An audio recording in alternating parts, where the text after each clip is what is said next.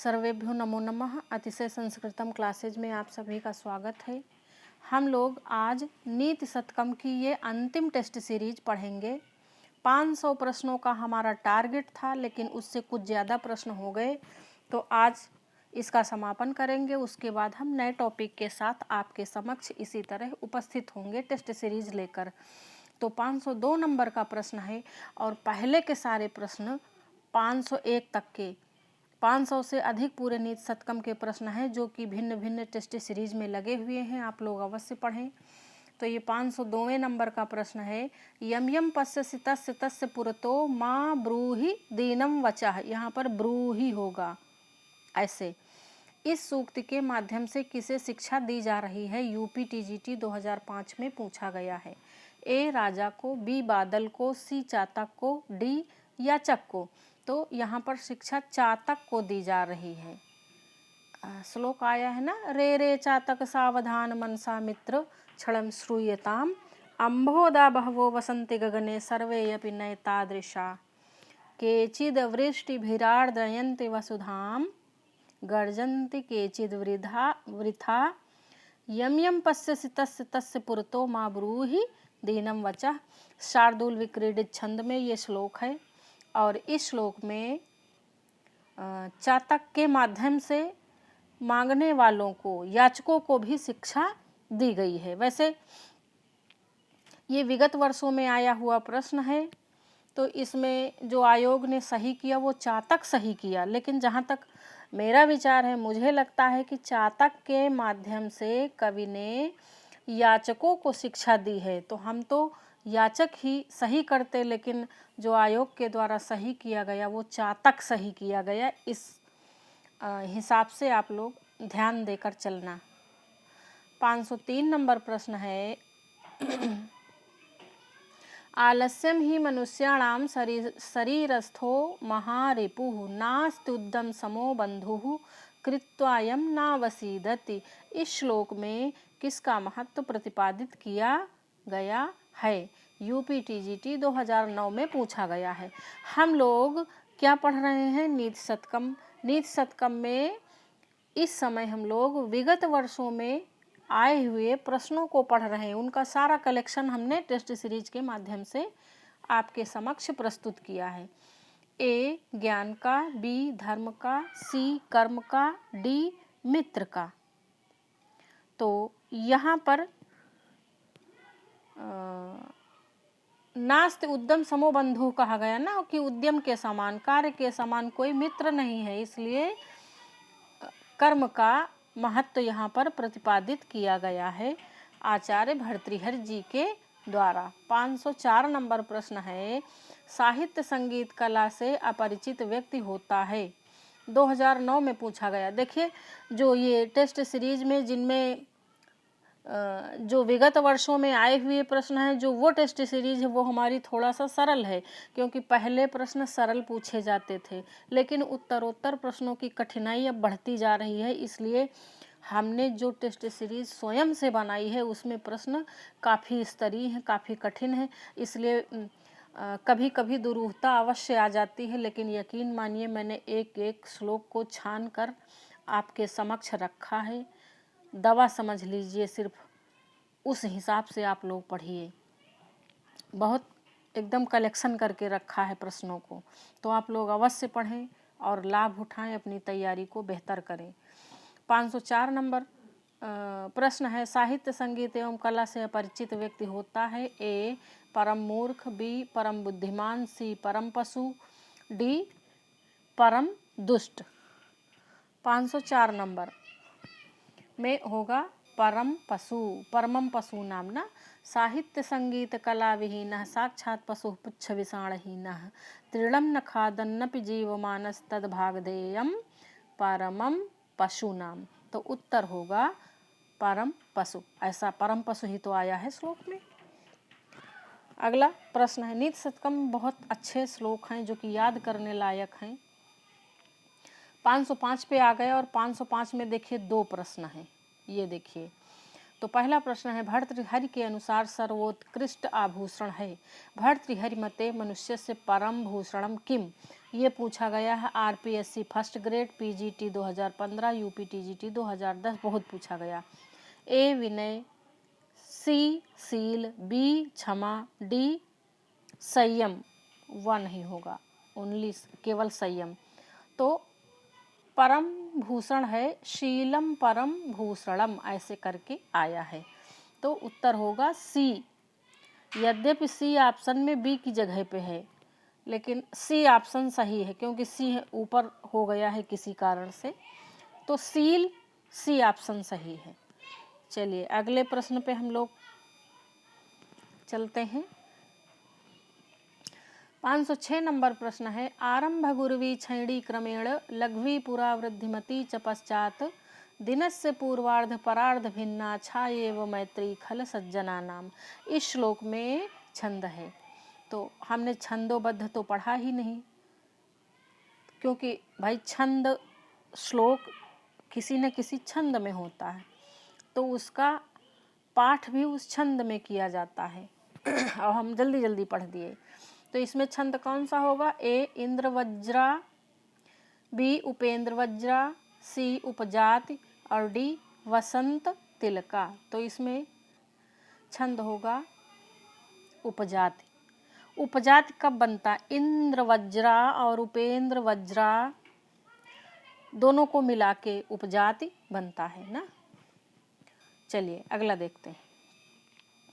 507 number श्लोक है, प्रश्न है निम्न में से कौन सी कृति भर्तृहरि की नहीं है? नहीं पूछा जा रहा है ना। यूके टेट 2001, 10 गायब हो गया। चलो ऐसे लिख देते हैं। ए वैराग्य शतकम, बी नीति शतकम, सी पंचतंत्रम, डी वाक्य पदीयम। तो ये भर्तृहरि की रचना नहीं है, पंचतंत्रम। पंचतंत्र भर्तृहरि की रचना नहीं है। अच्छा तो ये किसकी है? आप लोग कमेंट करके हमें अवश्य बताएं। ये जो वैराग्य शतक है ये भी भर्तृहरि की रचना है। नीति शतक तो सिलेबस में लगी ही है। और वाक्यपदीय व्याकरण ग्रंथ है आचार्य भर्तृहरि का, और बहुत ही अच्छा ग्रंथ है। 508 नंबर प्रश्न पे आ गए हम लोग। नीति शतकम की भाषा ए क्लिष्ट है, बी अलंकार प्रधान है, सी अति सरल और सुबोध है, डी अति गंभीर है। तो ये तो बहुत सरल प्रश्न है ना, अति सरल और सुबोध है, कठिन नहीं ना। यूपीटीजीटी 2011 में पूछा गया है। अब यहाँ पे ये भी दिमाग चल सकता है कि अलंकार प्रधान भी तो है, अति गंभीर भी है, तो ये तो सही है, लेकिन सबसे सही ऑप्शन क्या है? अति सरल सुबोध है। प्रश्नोत्तरी अगर अच्छी लग रही है तो प्लीज़ लाइक शेयर और सब्सक्राइब अवश्य करें, क्योंकि इसमें देखिए ये तो सच है कि इन प्रश्नों को बनाने में मेरा कोई श्रेय नहीं है। सिर्फ हमने मैटर इकट्ठा करके आपको इकट्ठे देने का प्रयास किया है। फिर भी यदि आपको ये टेस्ट सीरीज पसंद आ रही है, इकट्ठे आपको ऐसा लगता है कि प्रश्नों का कलेक्शन मिल रहा है विगत वर्षों के पेपर में जो भी नीति शतकम से प्रश्न आए हैं, तो आप लोग टेस्ट सीरीज लाइक अवश्य करें। 509 नंबर प्रश्न है थोड़े से ज्ञान से स्वयं को ज्ञानी मानने वाले मनुष्य को कौन नहीं समझा सकते हैं? यूपीटीजीटी 2011। ए ब्रह्मा, बी विष्णु, सी महेश, डी गणेश। तो ब्रह्मा पितम नरम न रंजयति, ज्ञान लव दुर्विदग्धम ब्रह्मापि तम नरम न रंजयति, ऐसे श्लोक आया है मूर्ख पद्धति में। 510 नंबर श्लोक है अपनी अज्ञानता छिपाने के लिए मूढ़जनों का एकमात्र उपाय है। क्या उपाय है? देखिए यूपीटीजीटी 2011 में पूछा गया। ए मौनावलंबन, बी प्रगल्भ अवलंबन, प्रगल्भावलंबन, ये थोड़ा सा गलत है, सी हारालंबन, डी क्रोधालंबन। तो अपनी मूढ़ता को छिपाने का एकमात्र अवलंबन है मौन धारण कर लेना, यानी कि मौन हो जाना। और ये बहुत बढ़िया क्वालिटी है। जहाँ पे विषय वस्तु ना समझ में आए तो बेवजह नहीं बोलना चाहिए, मौनावलंबन कर लेना चाहिए, अन्यथा बातें और बिगड़ जाती हैं। 511 नंबर प्रश्न, स्वाभिमान और सम्मान के पात्र होते हैं। ए राजा, सी विद्वज्जन, बी धनवान, डी राज्याधिकारी। यूपी टीजीटी 2011 में पूछा गया। तो स्वाभिमान और सम्मान के पात्र होते हैं। देखिए, हमें कोई भी उत्तर नीति शतकम के अनुसार देना, क्योंकि स्वाभिमान और सम्मान के पात्र तो राजा भी होते हैं, विद्वज्जन भी होते, धनवान भी होते, राज्याधिकारी भी होते। भाई, स्वाभिमान सम्मान के पात्र तो सभी हैं, लेकिन जो आचार्य भर्तृहरि ने श्लोक लिखा है नीति शतकम में, उसमें उन्होंने विद्वज्जन कहा है कि विद्वज्जन स्वाभिमान और सम्मान के पात्र होते हैं। तो इसलिए सी ऑप्शन सही है।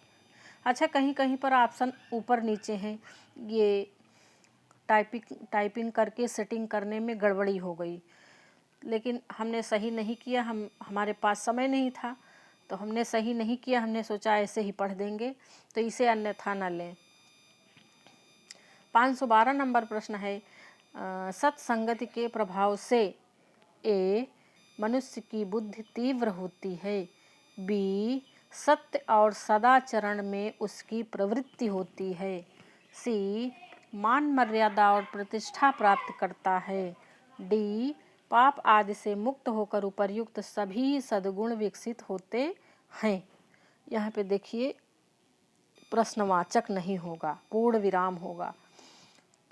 और ये यूपी टीजीटी 2011 में देखिए पूछा गया, और इसमें डी ऑप्शन सही होगा, उपर्युक्त सभी सद्गुण विकसित होते हैं। तो डी ऑप्शन सही होगा। 513 नंबर प्रश्न है, नास्ति उद्यम समो बंधु। इस श्लोक को, अभी इस श्लोक से एक प्रश्न ऊपर और हम पढ़ चुके हैं, और यहाँ पे ये रिक्त स्थान है। देखिए, रिक्त स्थान की पूर्ति करें, समो के बाद रिक्त स्थान है। यूपी टीजीटी 2004 में पूछा गया है। ए लज्जा, नास्ति उद्यम समो लज्जा, नास्ति उद्यम समो भूषणम, नास्ति उद्यम समो रिपुः, नास्ति उद्यम समो बंधुः। तो सही ऑप्शन है नास्ति उद्यम समो बंधु। उद्यम के समान हमारा कोई बंधु नहीं है, कोई मित्र नहीं है। टेस्ट सीरीज कैसी लग रही है प्लीज़ कमेंट करके अवश्य बताएं, और लाइक भी करें। 514 नंबर प्रश्न है, पर्वत के पंख काटे थे। यूपी टीजीटी 2004 में पूछा गया। ए इंद्र ने, बी विष्णु ने, सी शिव ने, डी ब्रह्मा ने।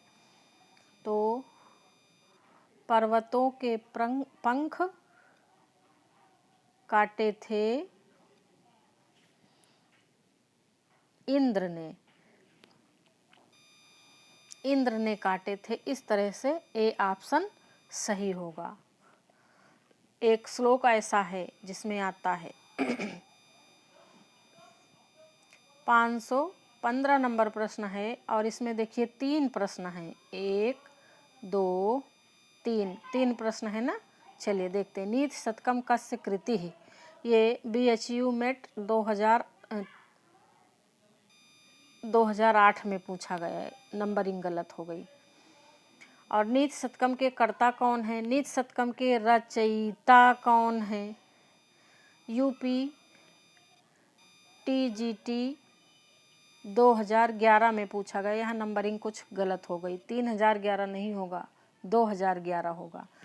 ए जयदेव, सी क्षेमेंद्र, बी अमरूक, डी भर्तृहरि।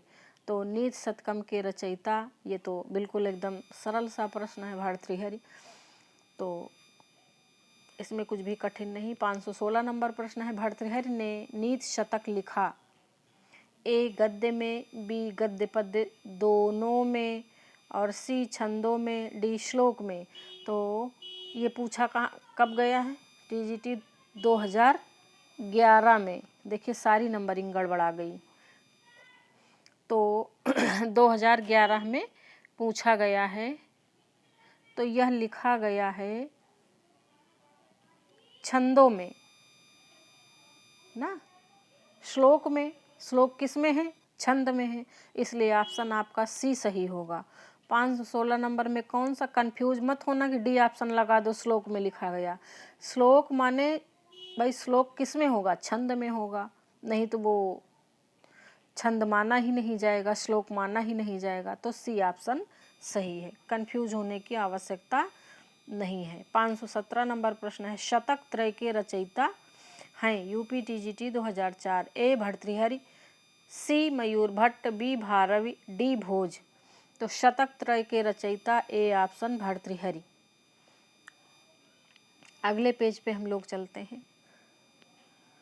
देखिए, बहुत से प्रश्न सरल भी रहते हैं और बहुत से प्रश्न कठिन भी रहते हैं, और निरंतर हम तैयारी भी करते हैं। एक एक पुस्तक हमारी कई कई बार पढ़ी भी होती है, लेकिन वहीं से प्रश्न पूछ लिए जाते हैं और कभी कभी गलत हो जाते हैं। और याद रखें, 125 प्रश्न में 100 प्रश्न तक तो सब लोग कर लेते हैं, और 100-110 में सिलेक्शन नहीं होता है। जो उन 15-20 कठिन प्रश्नों को भी हल कर ले जाते हैं अपनी बौद्धिक क्षमता से, वही लोग कंपटीशन निकाल पाते हैं। तो इसलिए हर टॉपिक को, हर विषय को बहुत सावधानी से पढ़ने की आवश्यकता है। कभी भी ये ना सोचें कि फला चीज़ बड़ी सरल है तो इसको कम पढ़ें या इसको ना पढ़ें। कभी कभी सरल चीज़ें ही गड़बड़ करा देती हैं। तो सबका महत्व है। कहने का मतलब, पैनी नज़र रखें हर विषय वस्तु पर। 518 नंबर प्रश्न है, भारतीय जनश्रुति महाराज भर्तृहरि को, फिर है ए विक्रम संवत के संस्थापक महाराज विक्रमादित्य का बड़ा भाई मानती है, बी कालिदास के समकक्ष मानती है, सी गुजरात और महाराष्ट्र के समीप स्थित राज्य का राजा मानती है, डी विदिशा के राजा का कनिष्ठ पुत्र मानती है।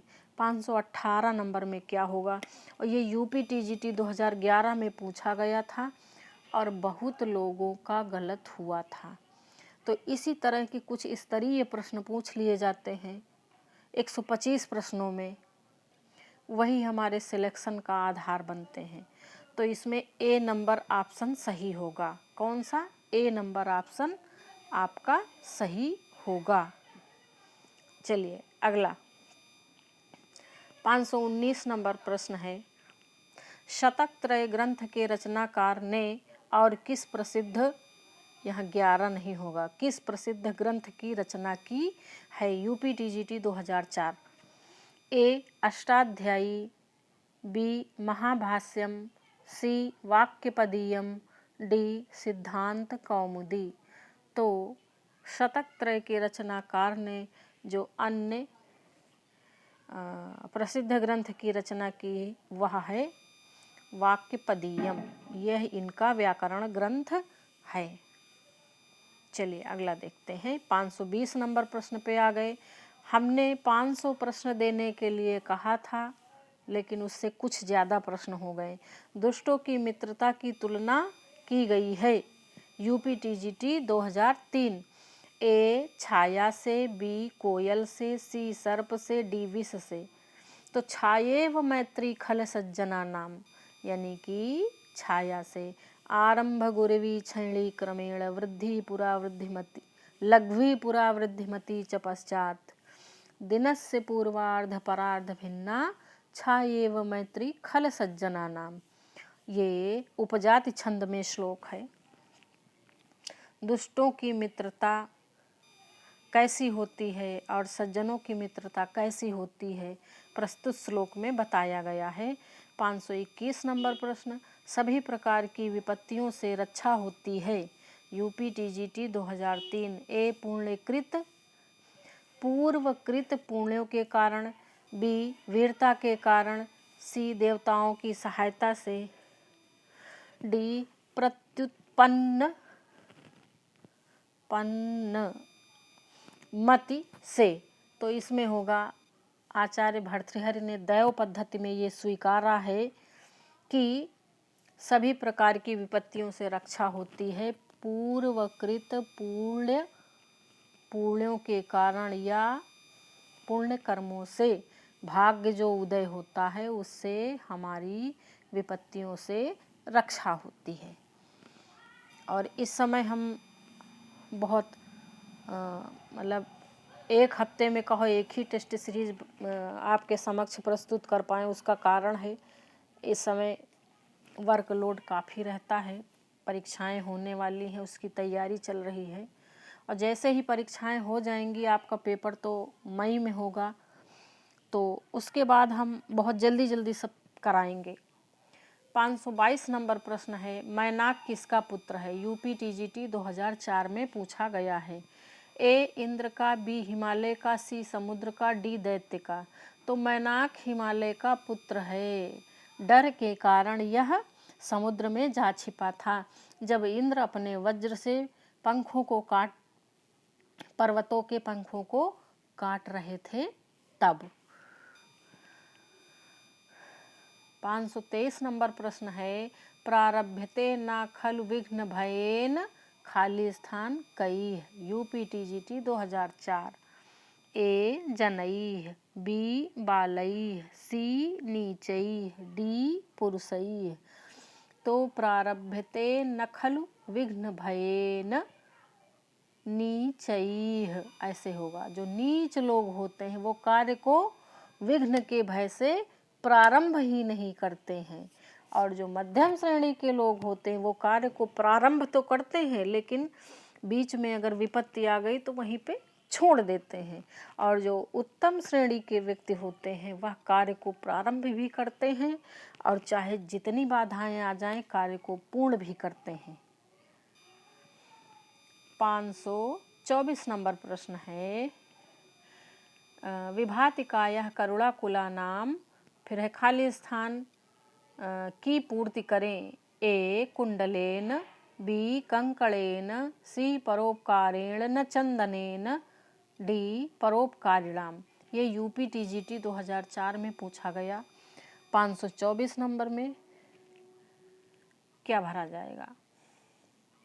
तो हमारा जो शरीर है, विभाति काया, हमारी जो काया है वह विभाति यानी कि खिल उठती है, अच्छी रहती है। करुणा कुला नाम, दूसरे की सहायता करने से, जो करुणार्द्र लोग हैं उनकी सहायता करने से विभाति यानी कि चमकती है, ना कि वो परोपकार करने से चमकती है, ना कि चंदन आदि का लेप लगाने से हमारी काया, हमारा शरीर चमकता है।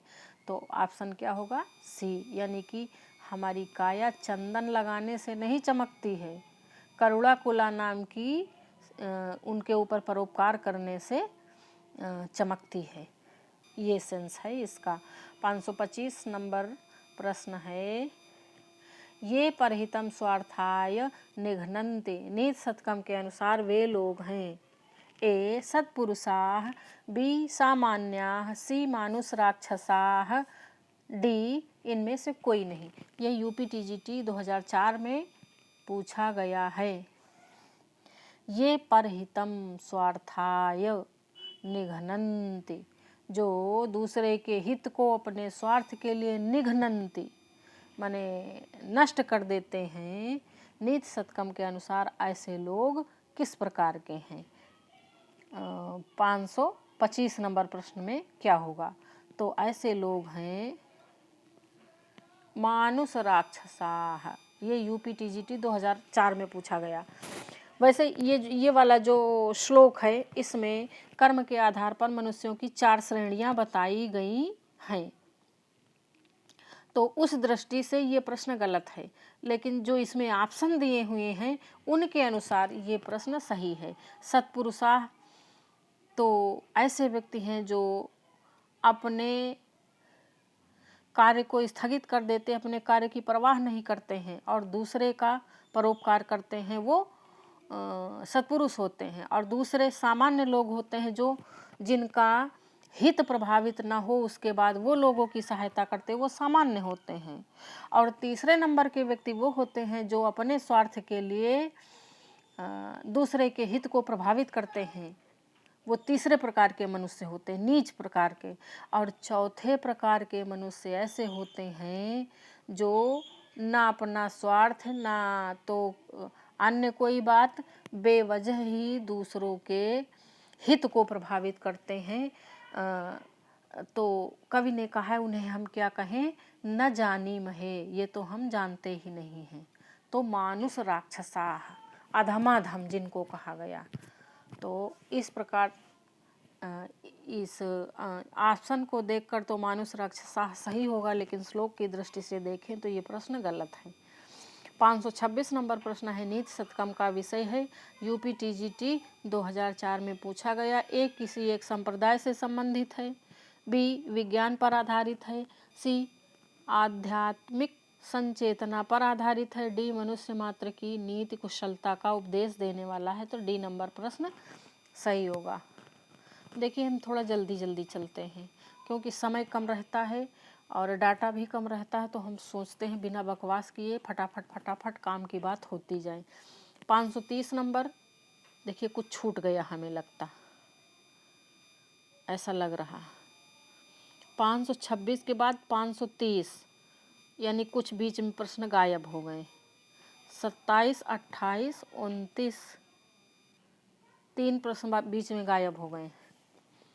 530 नंबर है, नीति शतक में कितने पद्य हैं? BHU MET 2012 में पूछा गया।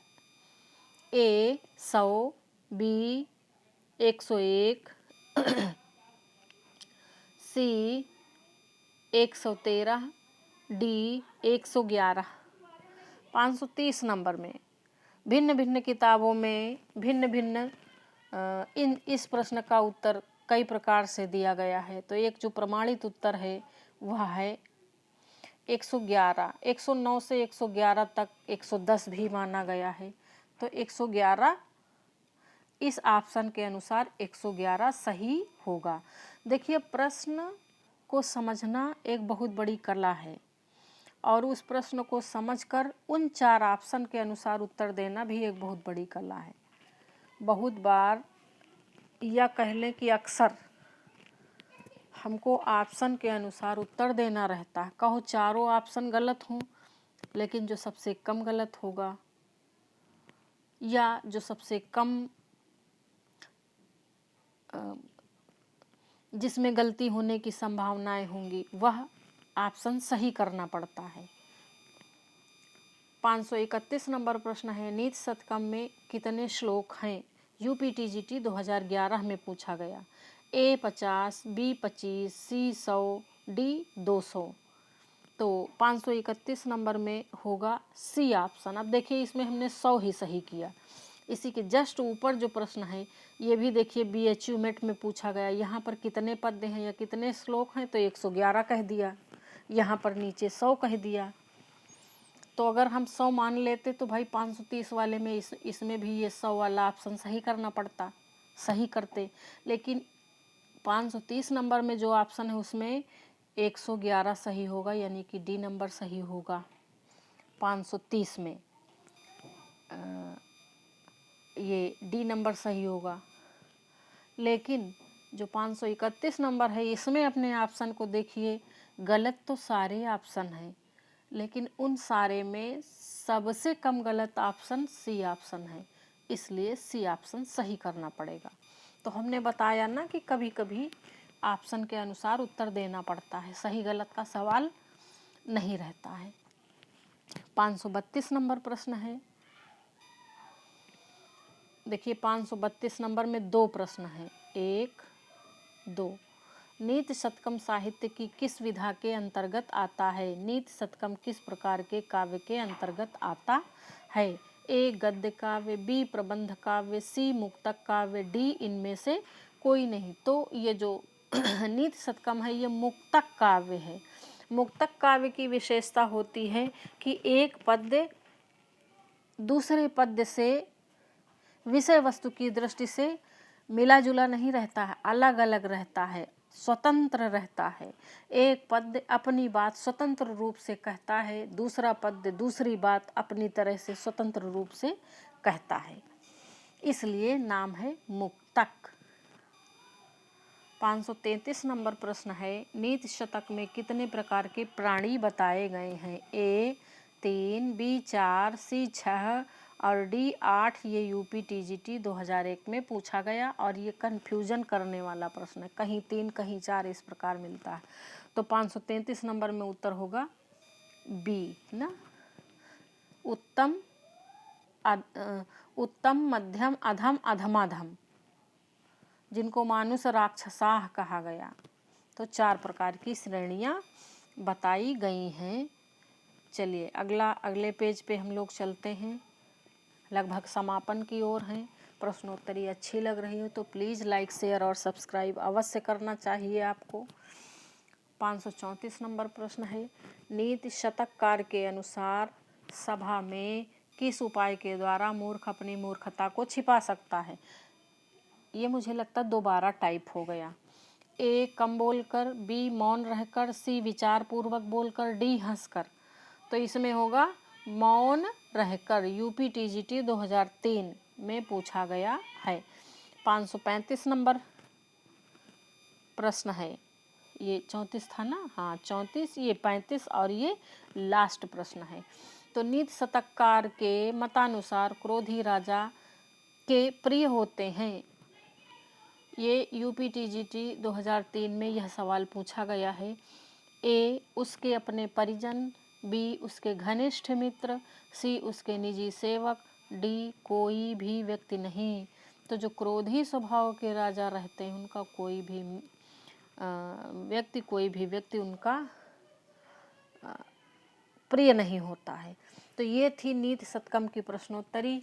कुल 535 प्रश्नों का कलेक्शन हमने आपको दिया है। आप पढ़ें और अपनी तैयारी को बेहतर करें। और नीति शतकम का हमारा कलेक्शन कैसा रहा प्लीज़ हमें कमेंट करके अवश्य बताएं। इसके बाद हम नई पुस्तक पर ऐसे ही प्रश्नों का कलेक्शन आपके समक्ष प्रस्तुत करने जा रहे हैं। आज यहीं तक, धन्यवाद।